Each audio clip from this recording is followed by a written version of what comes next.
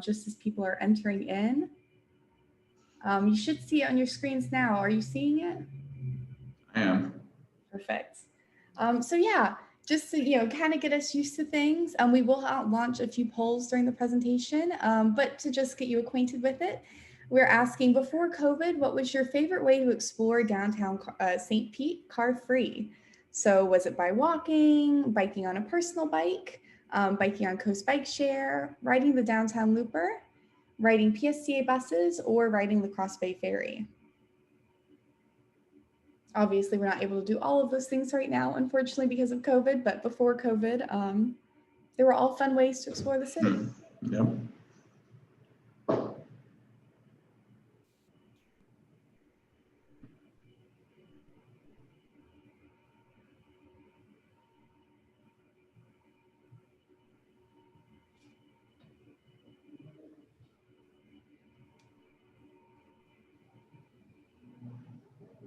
And now, since we only have 2 so far, we'll know who's responding to what. Yeah, we can match the answers with the. That's right. So Kat and Christine, you have to play along.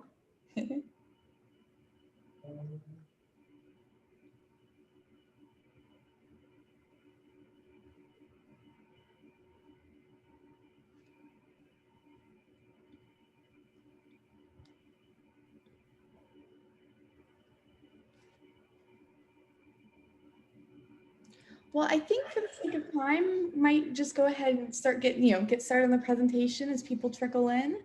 Okay. So I'll end this poll. It looks like it was a tie between walking and biking on personal bikes and on Coast Bike Share. Both great resources and a great way right now, especially to still get some fresh air. But thank you all for joining us for part 2 of Urban Design for Humans. My name is Nicole Roberts, and I'm the Community Outreach Coordinator with the St. Petersburg Downtown Partnership.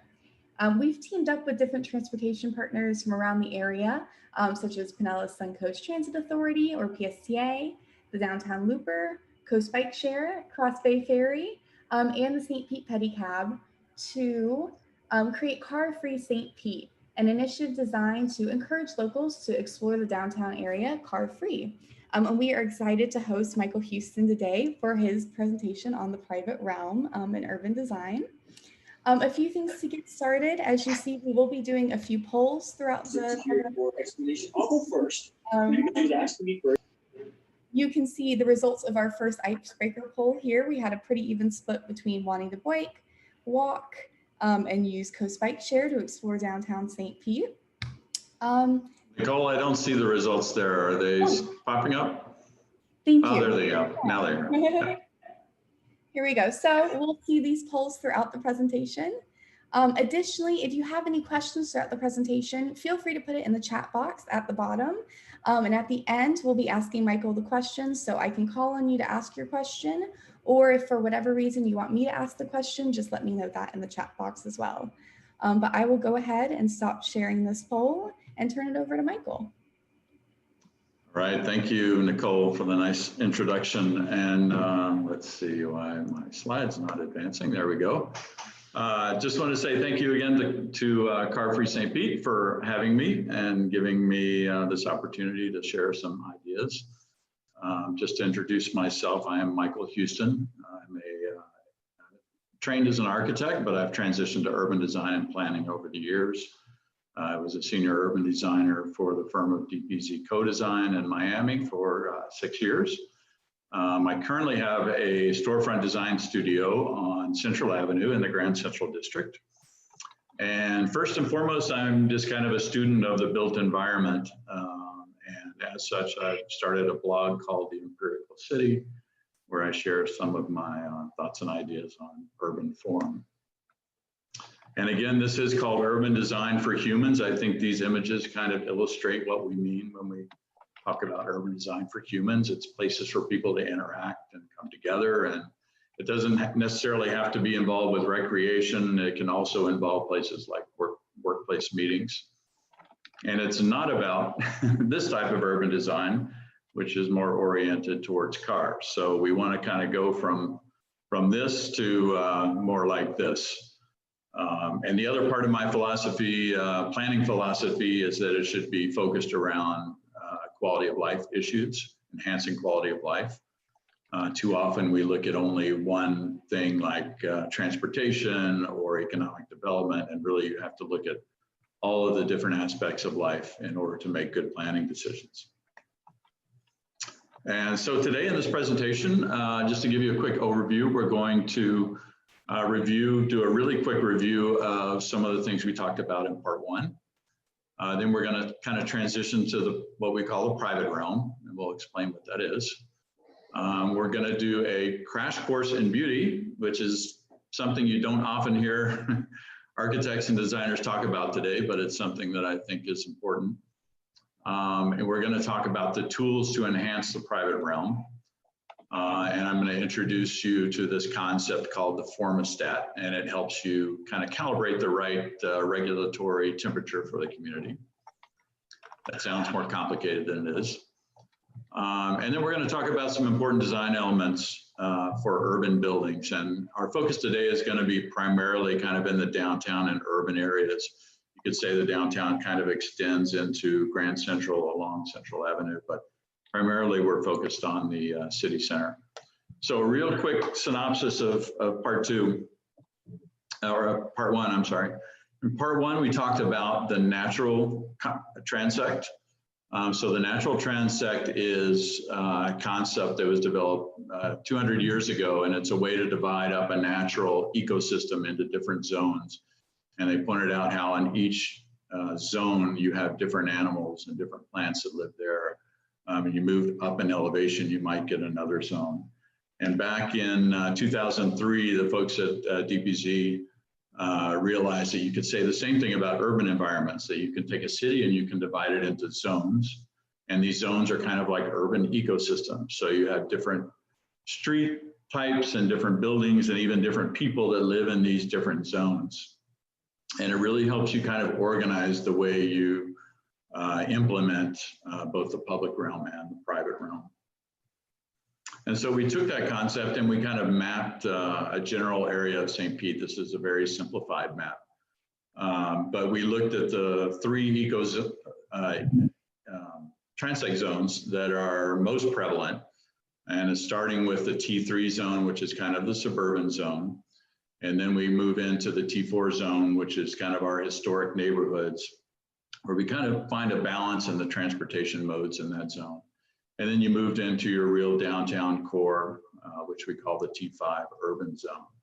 And the one point I wanted to kind of come back to this time in the T3 zone is to point out that this zone, even though it's the largest part of our city, many planners, including me, don't think it is sustainable either environmentally or economically over the long run. And there's an organization called Strong Towns that's written a lot about this, and they show that the revenue from the suburban zones, which are very low in density, the tax revenue really can't support the intensity of infrastructure that these areas require in the form of roads and sewers and utilities and all of those things. So that may be 50 years down the road when we reach that turning point where we can't sustain those areas, but I think eventually it's going to come. And then we also talked about the downtown, zooming into the downtown, and how right now the streets that move through downtown are kind of designed almost as if they want people to pass through downtown as quickly as possible. And that a better approach might be to think about actually treating downtown as the destination. So the roads lead there, but then once you get there, you slow down to a speed that's kind of comfortable and compatible with pedestrians. And I think this is one of the intents of the new mobility study that Forward Pinellas and the city are starting. And then we looked at some street transformations. So we took kind of a typical street design that we might find in downtown St. Pete. This could be like 8th Street as it moves through downtown. And we looked at ways to kind of transform that. And the most conventional might be to go to a complete street type design where you have designated bike lanes and lanes for scooters and e-bikes, but you also accommodate the automobile with parking and travel lanes. And then we started to move into kind of some more radical ideas of how you could incorporate things like markets in the center, or this one is called an Alameda. It's basically a landscape median that you can walk down. This one we call the Straza because you actually build buildings in the center and turn the street almost into like its own little plaza. And this one is the Green Street, so you basically turn it into a linear park.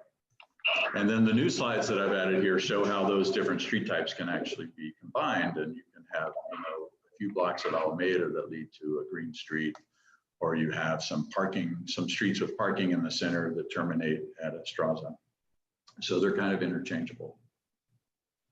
And so the idea is to take this, you know, these are streets that exist in downtown St. Pete, and turn them into more like this.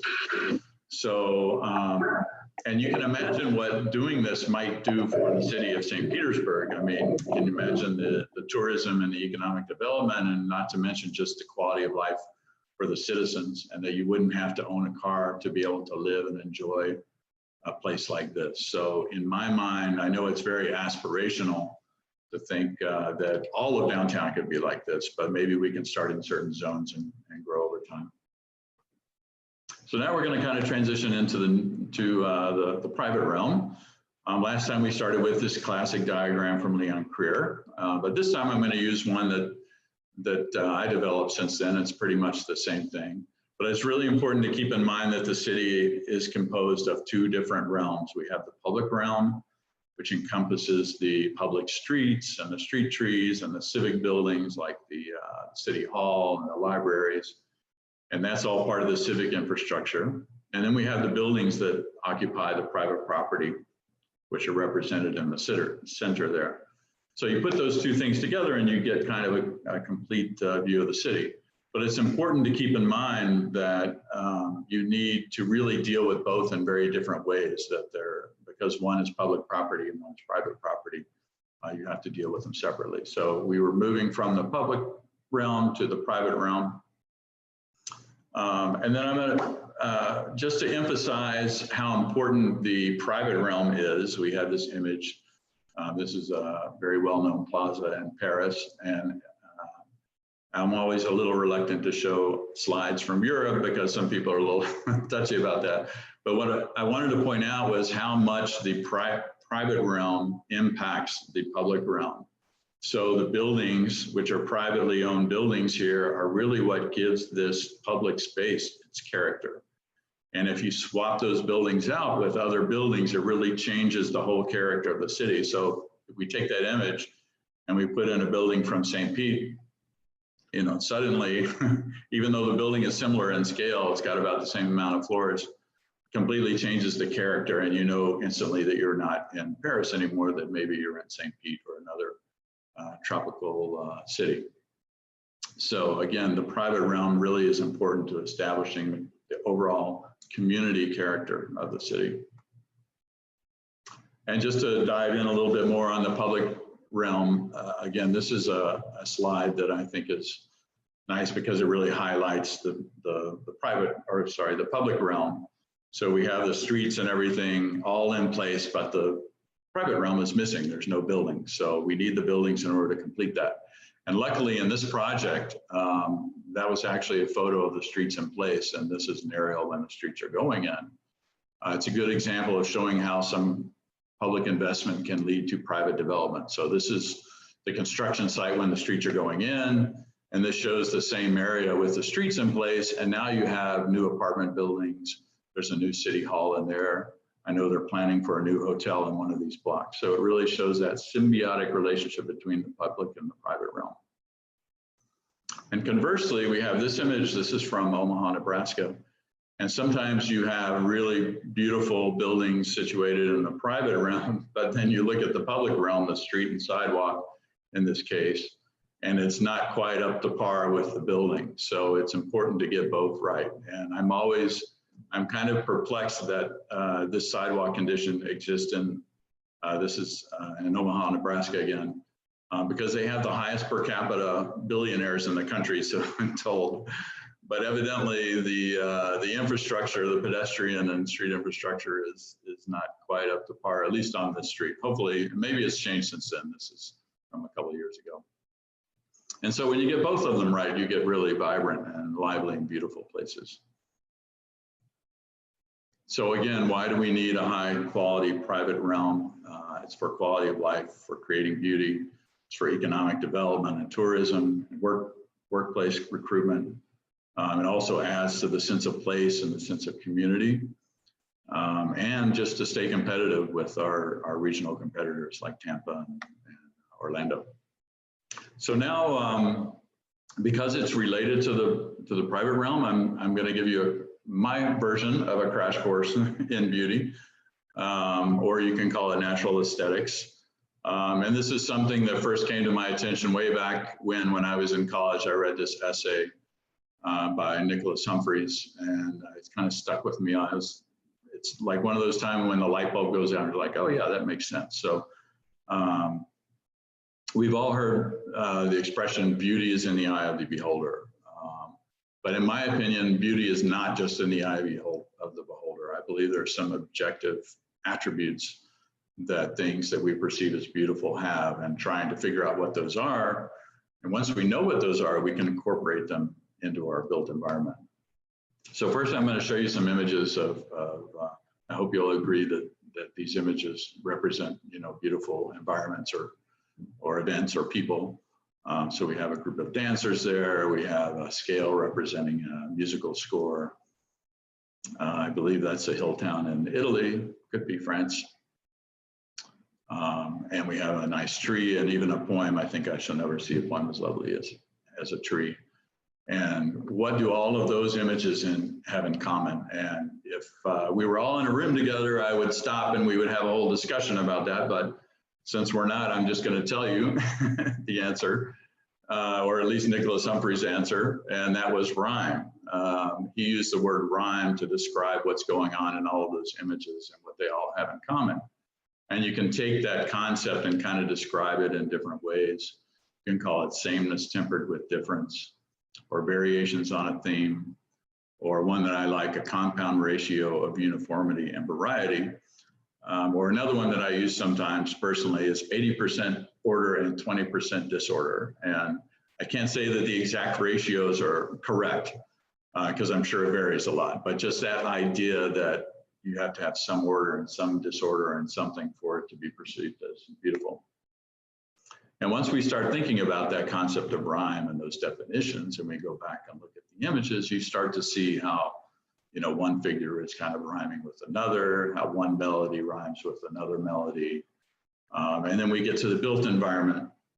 So I thought this is a really good example of rhyming buildings. I believe this is Krakow, Poland. And I go back to that definition of a compound ratio of uniformity and variety. And we can use that definition and say, okay, what are the things that are uniform and what is adding the variety? And so I took those and kind of tried to break them down. So in terms of the uniformity, the building scale and proportion is kind of the same from one to the other. They're all kind of vertically proportioned. The windows you can see are all white, and they're more or less the same proportion, varying a little bit. And they all have these kind of pointy roofs at the top, but in different forms. And then the things that are adding variety are the wall color and the pattern, the way the ground floor is articulated, and the exact way that each of those little parapets at the top are articulated. So you can see in this image that we have a little bit of continuity and a little bit of variety. And there's different communities that kind of use this as a tool, maybe even without knowing it. These are some images from Santa Barbara, California. So they long ago established this kind of style guide where they said, okay, the buildings are going to be white and they're going to be kind of this Mediterranean influenced design. And even today when they do, like an Apple store, it has to comply with these guidelines. So you end up with this, it's about at least a 1 mile long stretch of street with these beautiful storefronts, but you can see that each building is kind of rhyming with the other. There's some continuity, but then, one has arches and one has posts and beams. And so there's also that element of variety.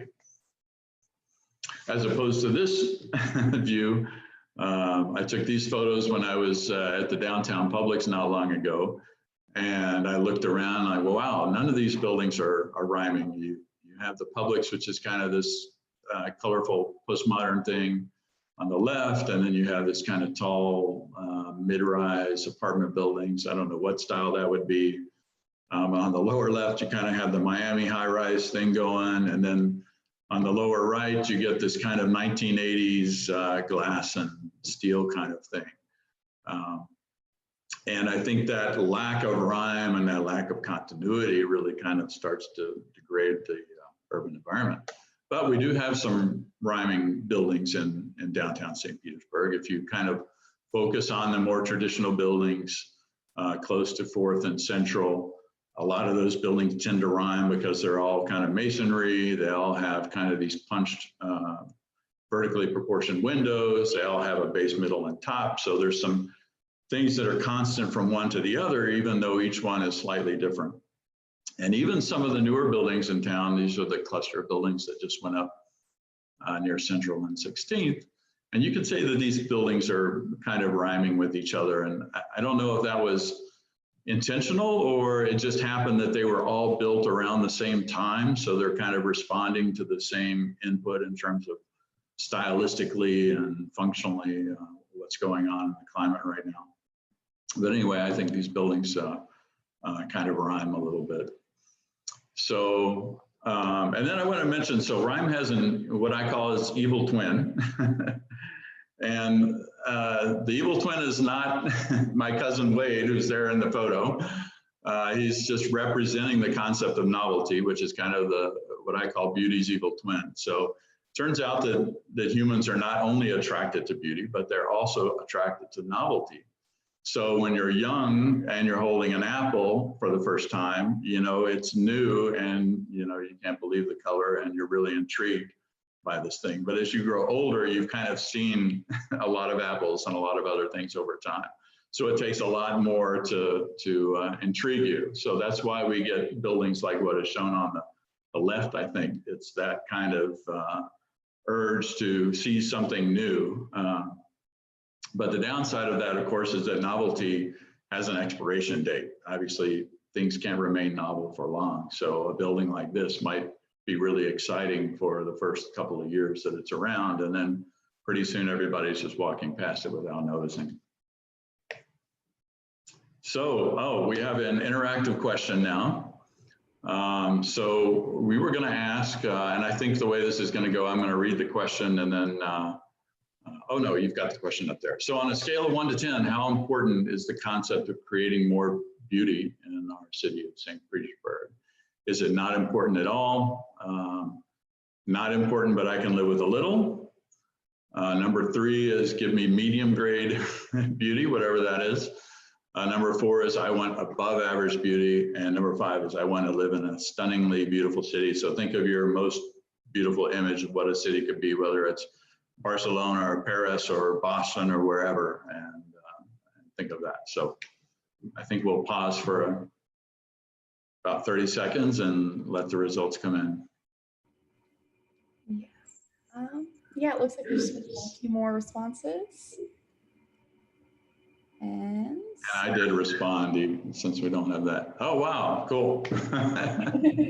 Hopefully that's just not my response, that the other ones contributed to that, but that's great. So we have a lot of work to do. We have some areas of our city, obviously, that do have a lot of beauty, but if you kind of walk a few blocks away from those areas, you know, it's not very consistent. So we have more work to be done.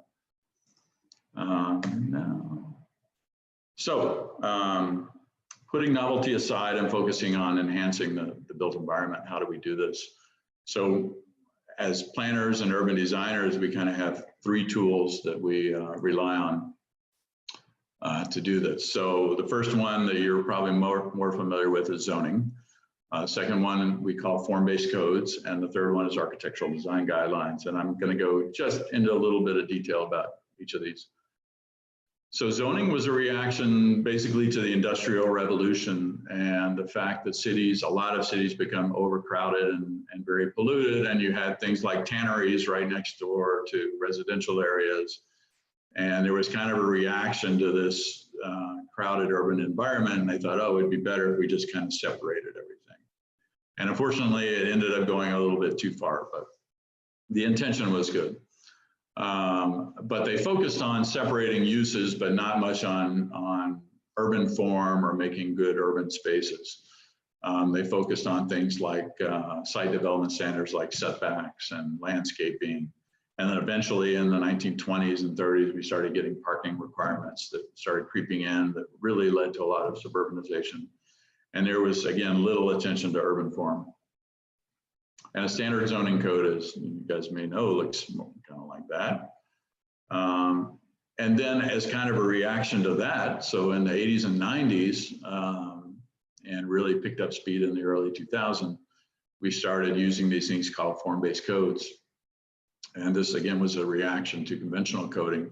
But the idea there was to focus more on urban form, on the shape of the building and its relationship to the street, and less on what the use inside the building is. So if we look at an example page from a form-based code that I'm working on right now, we're coding for something, in this case, we call it a detached residential building, but we're focusing on the form and how high it is and how far it is from the street. And we're giving a lot more flexibility to use. So you could even have multiple units within this building. Even though it looks like a single family house, it might be a duplex or a triplex. Or conversely, it might even have an office use in it, because we're really more concerned about how the building looks and the urban character than what goes on behind the walls. And if that's not enough, if that doesn't give you the quality of the urban environment that you want, then you can go to architectural design guidelines. And I think the reason why these are sometimes warranted these days are that in the past, say pre-World War II, buildings were really limited as to how they were designed. They were limited by the types of materials that were available. They were limited by the stylistic variations that were occurring at the time. Everyone was kind of trained in the Beaux-Arts movement, and so there was much more stylistic continuity. And now it's kind of, anything goes when it comes to architecture. So sometimes you need some architectural design guidelines to kind of tamper that down a little bit and make things a little more harmonious between the types, or between the buildings, I should say. And this is a page from some architectural design guidelines I've been working on as well from a different project. So you can see they get more into the materials, the roof types, the shapes of the windows. And this particular code, they were very clear that they didn't want to concentrate on very traditional forms of architecture, like is shown with the arch windows up there. They wanted to go a little bit more modern, but they still wanted some consistency. So that's what that code was attempting to do. So like any form of regulation, because we are talking about forms of regulation, it's a matter of degree. So we kept running into this thing where communities were a little hesitant about adopting some baseline standards for the buildings in their urban environment. So we came up with this analogy of a thermostat, and we called it a formostat. And so the formostat starts at a very low end with very basic urban design parameters, and then it moves up in the middle towards architecture, and then at the very high degree, you can go for like historic preservation and stylistic requirements. So we said that, as a community, you kind of have to decide where you want to be. So then we took kind of a basic form-based code, or the elements of a form-based code, and we broke them down into these different elements or these different degrees. We started with the very basic ones, like where the building is located on the site, where the entry should be. So if you just do the first few steps, you still might end up with a building that looks kind of like the one on the lower right side, which may not be good enough. But if you keep going, you get into things like, let's put some windows and storefront maybe on the front of the building, and let's think about what the roof shape should be. So if you keep turning it up a notch, you start to get buildings that behave better with the sidewalk and the street, as like the one that's shown on the right, which is on First Avenue South. And then you can keep going if you want to and get into things like facade articulation, building materials and special requirements. It could be, green building requirements, or it could be historic preservation details and the buildings that you want to regulate. So if you really want to get specific, as is represented in the image on the right, you have to turn the code up to a high degree. And it doesn't necessarily have to be, again, a traditional look. It could be a modern look. But it really depends on how much control you want. So we have, hold on, someone. Thank you. Someone was knocking on my window. Typical Central Avenue. So if we kind of line those images up, you can see that we have the low degree over at the left, where kind of anything goes, no regulation, kind of do what you want, and all the way up to the right, where you're being very specific about what you want. And somewhere in that range, we say there's the community's comfort zone. So on the left, you kind of have more flexibility, more ability to kind of do what you want with your building. On the right, you have a more prescriptive code, but it also gives you adjacency predictability, which is important to developers sometimes, because they want to know that if they build this beautiful new building downtown, this beautiful new apartment building, that the guy across the street is not going to put up a self-storage building with no windows, or a internet server building or something like that. So it's really good for both parties. It's good for the developer and it's good for the community. So now we're going to come to our next question, and we're going to kind of take this 9 or 10 degree code and simplify it into just 4 different levels. But we're going to ask you, if you were tasked with writing design standards for the private realm in St. Pete, would you go for a 0 degree, no regulation? Would you want a low degree code, which is probably kind of where we are now? We do have some design parameters. Would you want something in the middle, or would you want a really high degree code? We'll wait for those answers to roll in here. Oh, and it looks like everyone prefers the medium degree. Oh, okay. I guess I was in that impact as well. Great. All right, and let's see, moving along. So we're kind of to our last section, or we have 1.5 more sections to go, so it won't be too much longer. But so I wanted to just talk about a few important design elements that urban buildings need to have in order to add to the built environment instead of detract from it. And the first one, kind of the most fundamental one, is called eyes on the street. And this was first coined by Jane Jacobs, who was a journalist in New York City. And I believe this book came out in 1961. It's called The Death and Life of Great American Cities. And if you're new to urban planning and the way cities work, it's a great book to start with. But in that book, she coined this term eyes on the street. And essentially what she was saying is that when you design buildings, they need to be up close to the street, and they need to have doors and windows and people coming and going and looking out of the windows, so that you kind of, in a way, kind of self-police the public realm, so that you have people constantly looking and seeing what's going on, and you become part of the kind of the neighborhood community security. And while I was going down First Ave North, I noticed in this block, you have the new Icon building, which does have eyes on the street. Even some of those eyes at the very top are in the parking garage, so they don't add much to the environment. But at least you've got doors, windows, and balconies and things that are overlooking the street. Whereas on the other side, I think this is internet business or a cable business. And there's no windows or doors. So there's no one that's actually monitoring what's going on the sidewalk and making sure kind of everything's okay. So it's better to have a condition on the left than on the right. And if you don't have a requirement that tells builders and designers that you need to have windows on your buildings, which seems kind of common sense, but actually sometimes, as you can see, people build buildings with no windows in their downtowns. And the other one is one that I wrote an article about called this building type, the Main Street. So on the left, you kind of see the traditional Main Street, which that happens to be from the town where I grew up in Kentucky. Have a very nice Main Street. But back in the 90s, again, in the 90s, we were just kind of figuring out how to design and code for cities again.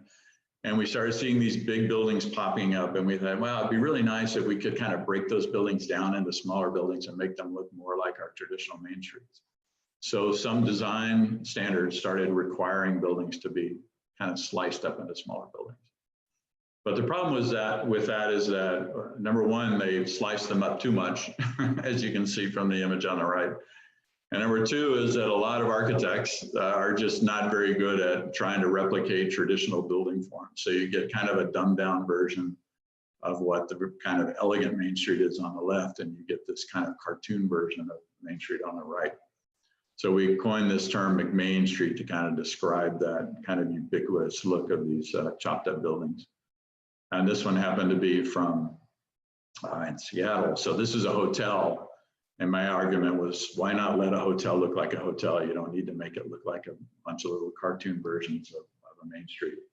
And then this one's probably the most horrible one of all. I think this one was in Utah. I can't remember where it was, because it really, when you look at it, could be anywhere in the United States. But not only did they, try to break the building up and disguise it as this kind of overblown McMansion. So not only is the private realm really bad taste, but also obviously the public realm, the streets and the sidewalks are in pretty bad condition. So we want to get away from doing this kind of thing. And this is just kind of a three-dimensional diagram of what a McMain Street looks like, and how if you kind of simplify it and focus on some of the ups and downs and a little bit more random rhythm, you can make the building fit in a little bit better. So another important element, especially more important these days, I think, is providing some semi-private open space for urban dwellers. This really came to my mind after COVID. The importance of this came to my mind after COVID. Before, I would not have written a building or a design code standard that would have required balconies, but today I'm kind of rethinking that, because it really is critical, I think, if we have another pandemic, hopefully we won't, that you give people a place to come stand outside, and even if they're in a mid-rise or a high-rise, and get some fresh air. And if they're on the ground level, that there should be some little space where they can take a chair outside and sit down outside without having to compromise their health. The other concept, again, this came from the 90s, and we were figuring things out. It's don't overestimate retail on the ground floor. So we used to have this vision of downtowns as once you get to a certain density, you're just going to have ground floor commercial and stores everywhere on every block. And in a lot of codes, we actually required the ground floors to be commercial use or to be built to commercial standards. But we're kind of pulling back from that now. And one of the reasons is that the retail and commercial market is shrinking because of internet business, obviously. But also we realize that even really dense cities like New York and Paris have a lot of buildings that don't have ground floor commercial. So you can go to the densest part of New York and you're still going to see buildings that don't have commercial, and the same, in the heart of Paris. So now we're being more strategic about where we require that. But sometimes we do need to require it. And I think this is a little bit unfortunate that this new building on Central Avenue, that there's one stretch of it that doesn't have commercial, at least it doesn't look like commercial. And I don't know about you, but I would probably not want to live in a dwelling unit that's right up on Central Avenue and have people walking by at midnight on a Saturday, just been partying. I think Central Avenue should be at least built to commercial standards, even if it's not a commercial use. Another important thing is to screen parking garages. I think the building on the left does a pretty good job of that. And that was in reaction to having buildings like the one shown on the right. And then maybe the most critical element is the way you add windows and doors, or we can call it fenestration, to buildings. Because when you really think about it, most buildings, you can kind of simplify down to a wall with windows and doors and a roof.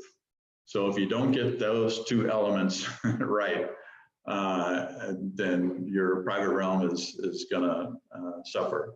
So these are some images of kind of the wrong way to do it. I think it's funny that the one on the left, I think is a Florida Health Department building, with it kind of looks like a Darth Vader type, very unfriendly building. We also find that buildings that are all glass are kind of inhuman because they don't have that layer of scale to them. They kind of look like somebody that comes at you with big sunglasses on. And then for whatever reason, banded windows, those horizontal bands are very monotonous and don't seem to be very humanly scaled. So we want to stay away from those prototypes and do more like this. And it can be either a modern building or traditional, to kind of balance the ratio of solid to void, of wall to window. And when you do that, the buildings start to harmonize, even though they might be of different styles. And I think we're almost done. Oh yeah, we wanted to mention an issue with affordable housing. So, you know, let's say that a lot of these ideas are implemented someday. You know, I would have a concern that if we make downtown so great that it's quickly going to become unaffordable. Actually, it already is in a lot of ways unaffordable for many of us. But at the same time, I see a lot of public buildings with a lot of underutilized parking lots in the downtown. I also see churches with underutilized parking lots. And I think a good strategy to have would be to kind of land bank those and say, hey, don't sell off that property or give it over to private developers, or at least retain some of it and maybe sell off some of it. But to utilize that to promote the idea of affordable housing, it could be subsidized or it could be as part of a negotiation with the developer. But that we want to keep a supply of affordable housing in the downtown. As things get better and prices go up, there should still be places for people to live and work. And so finally, almost done, just summing it all up. And this is a summary of the both presentations. So number one is, let me move this window out of the way so I can see. Okay, so number one is there really needs to be a paradigm shift between the way we design streets, especially in the city center. So we need to go from these car-dominated environments like the one shown here. And actually, this one was actually not that bad even to begin with, but the cars just kind of overwhelm it. But if you look at what can be done with the street and how it can be given over to human activity, more space anyway to human activity. And there's still some parking there. You still allow cars to come by. You still allow vehicular access, but now you have like a little garden, you've got bike storage, and you have people actually occupying that space that at one time was only used for cars. Oh, and this quote, whoops, let me go back there. I love this quote, and I'm not going to say who said it, you can Google it, because the person that said it is running for a high elected office right now. But he said, don't tell me what you value, show me your budget, and I'll tell you what you value. So in thinking about how we're going to implement these things and what kind of city we want to be, we really have to put our money where our mouth is and start funding some of these street transformations and some of these improvements to our built environment. Otherwise, it's obviously not going to happen. Just as a side note, I'm trying to get some painted bike lanes on a street in my neighborhood here in St. Pete. And, you know, you would think I was asking for the street to be paved in gold because the money is just not there. And I know the city staff is also frustrated, but, you know, it's just all we have to work with. So we need to actually fund some of these ideas. And then number two, we talked about the transect and how we can divide the city into different transects and different urban ecosystems, and how we can use this to inform decisions about streets and buildings. Number three, we looked at the downtown and how we want to go from a downtown where you just pass through at high speeds on these very wide lanes to a downtown where we slow the traffic down and make it more human scaled. And finally, about how we should give some attention to the private realm and how the private buildings really help form a lot of the character of the community and reflect the community's vision. And then the last thing is just remembering the two different realms and how important they are to making a complete city. And with that, I think our final exercise is to do one more poll. And in this one, we were going to ask you to kind of pick which one of these 4 concepts I just mentioned. And even if you didn't see the first presentation, do you think is the most important to transforming our city in a positive way?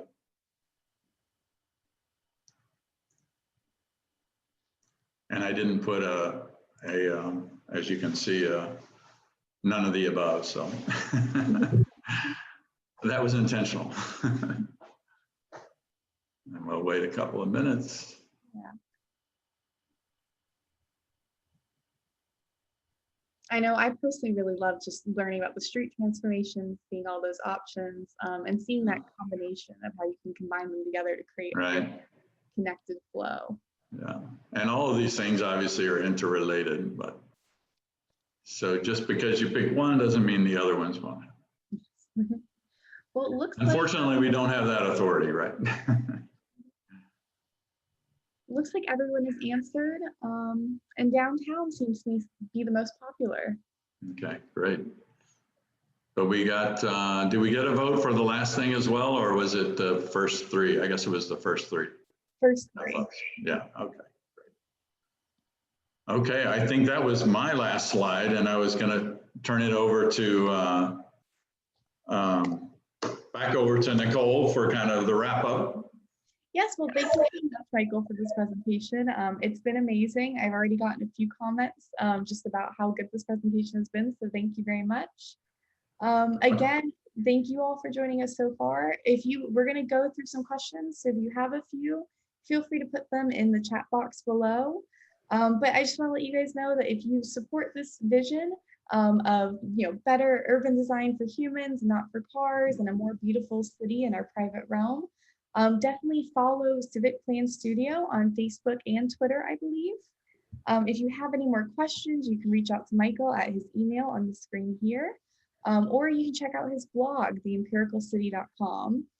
And of course, if you support car-free initiatives, you can come and follow Car-Free St. Pete on Facebook, Instagram, and Twitter, and check out our website, carfreestpete.com. But we have a few questions. So the first question for you, Michael, is how can a city overcome its lack of rhyme from many decades of hodgepodge development? Well, you can use those 3 tools that we talked about. Obviously, we already have zoning in place, and there are some design standards in the zoning ordinance. And in fact, they just updated those recently in the last year. But it's really, again, a matter of degree. If we're not getting enough rhyme, then we can, take another look at those design standards. And I think a really easy one, or 2 really easy ones, are materials and color palette, because you can, if you kind of narrow the selection of those 2 things, you can still allow a variety of styles. You can still have traditional buildings and you can still have modern buildings. But at least they're within a range of color palette. Another important one would be roof types.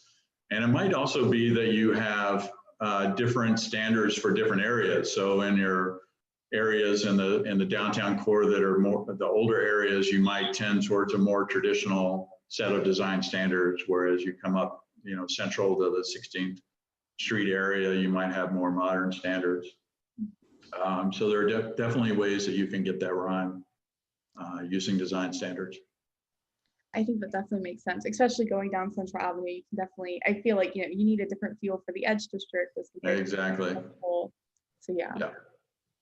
And that can also actually be extended to the street. So maybe in the older areas where you have a more traditional private realm, you also do things with the lamp fixtures, with the light fixtures and the street paving. And so actually, as you move from one zone downtown to another, you kind of get a different character. Doesn't all have to be the same. I think that's a good idea. Would you be able to discuss a little bit about the orientation of entrances and coordinating them with desired pedestrian crossing locations, and just creating that kind of interaction between private property right away? Yes, so it's one of the most fundamental things that we put in the form-based code or the orientation of the entries. And this is kind of easier when you're in a downtown area. There's kind of no confusion of where it should be. It should be on the sidewalk. And because a lot of the downtown is divided into small storefronts, you get, you know, doors every 20 or 30 feet, which is really good because it helps to enliven the sidewalk. Is when you get into those larger buildings that maybe only have one or two entries, and then the locations become critical with the crosswalks and bus stops and things like that. Where it gets even trickier is when we try to do this kind of pedestrian-oriented urban design out in the T3 suburban areas, which, you know, in the first presentation, I talked about the mismatch and how sometimes the goals are mismatched. But sometimes we're asked to write standards to orient buildings to the street, even though everyone's arriving by car and in the parking lot in the back of the building and wants to enter in the back. So that's where it gets really tricky, because then you have to decide you put doors in both locations, or recently we've been showing a lot of breezeways in between buildings. So it's a way to kind of connect the front of the building with the back of the building. But downtown, it's a little bit easier because it's almost always on the street and people recognize that. Awesome. Kat shared, so she wanted to let you know that this is very educational. And she shared that they currently live in Channelside, which is going through a redesign for more pedestrian vibrancy. Is that something, do you know if St. Pete is working towards something similar or even better?